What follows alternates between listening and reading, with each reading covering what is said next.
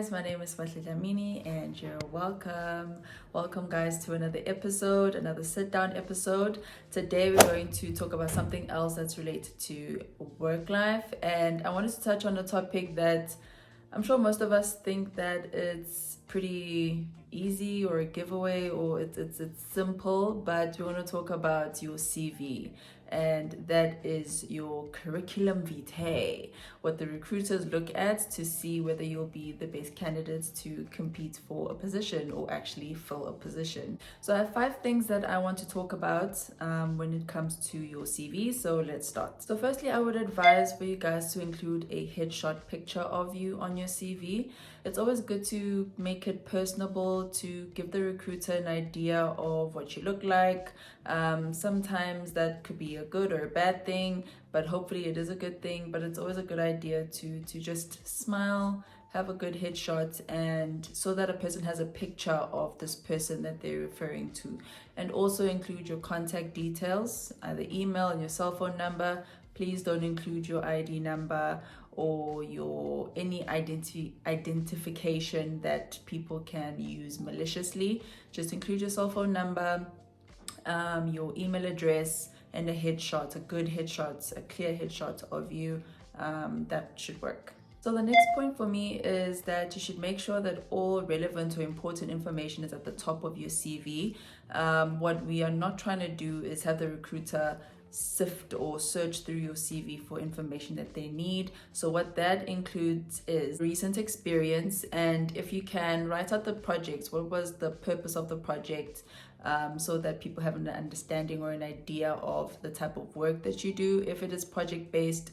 But depending on your field or area of expertise, just include some of a description of what experience you had within that particular job. Also include your education, but do start with your most recent qualification. So if you do have an MBA or you have an honors degree, a bachelor's degree, include that in your CV and go down your educational career. So end with your matric and all of that. With this part, I'll also say that try to make sure that you align your CV to the requirements of the job. What I'm not saying here is lie on your CV. What I'm saying is that if you see that you do have experience that they are looking for, highlight that and bring that forth so that it's not the last thing on your CV and it's like, oh, sorry, it was the last page and I'd given up reading. So make sure that you bring it to the top and you position yourself in a way that you can use your experience to speak to the role that they're trying to fill.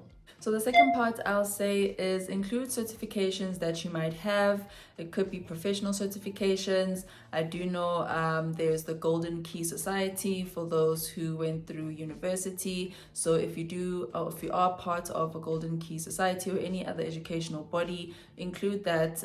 People want to see other things that you do, other accomplishments that you've had. So if there's a professional certification, include that as well. Some certifications allow you to include links so that it takes them to either a badge or a certificate where it's sitting. So include all of that information. It's very useful for recruiters to know and have a holistic view of your experience. The fourth point I'll touch on are your references. Please, guys, make sure that your references know that they are on your CV and that they'll be contacted. I think it would be very unfortunate for somebody to be asking who, from where. So it's a critical process when they start getting to the references and start calling your references. So please make sure that they know that you have listed them as their reference. Some organizations require references to fill out certain forms and give they highlight of you as a person. So do make sure that it's somebody who can give a genuine and truthful reflection of you as a person and your skills and abilities. So references are very important. They need to know that they're on your CV, especially if you have been applying or you're actively applying. Just give them a reminder that, oh, by the way, I've listed you as my reference. I'm expecting a call. So if you do get a call, just know that I am applying and I'm actively applying. Well, my last point is that keep your CV short and straight to the point. At the end of the day, nobody wants to sit and read a lengthy CV where you are going on and on and on and on about how amazing you are. People want to know your experience. People want to know how you've applied your skills. People want to know what you've been doing for the past couple of years. So that's the information that's required. That's the information that will catch people's attention. So it's really good to make sure that it's short, and please do check spelling errors. I've actually had somebody who said, you know, your CV is great and everything, but just make sure that you do your spell check. And I was like, oh my god. And literally it was like one spelling error, but you know, a lot of people pay attention to that. So it's important that you do your spell check, that you do your grammar check, and make sure that when you're sending out your CV, you're sending out a proper document. So don't forget to proofread your CV. As a bonus point, guys, I will always talk about LinkedIn. We all have our CVs either on Word or PDF, and if there's a website that we need to go to apply, we know that we use that. But your LinkedIn profile is your digital CV. A lot of recruiters go to LinkedIn to see what you're doing, how you're interacting with people, what you're involved in, and please make sure that you update your LinkedIn page with your latest experience.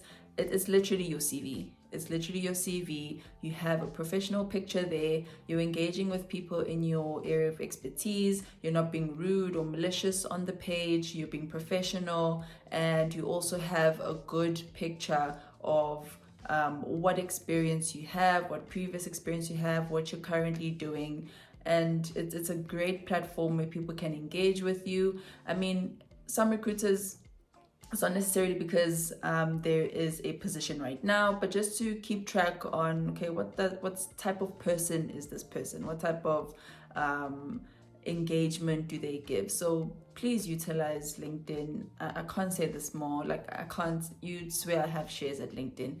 Please use LinkedIn. It's a great platform.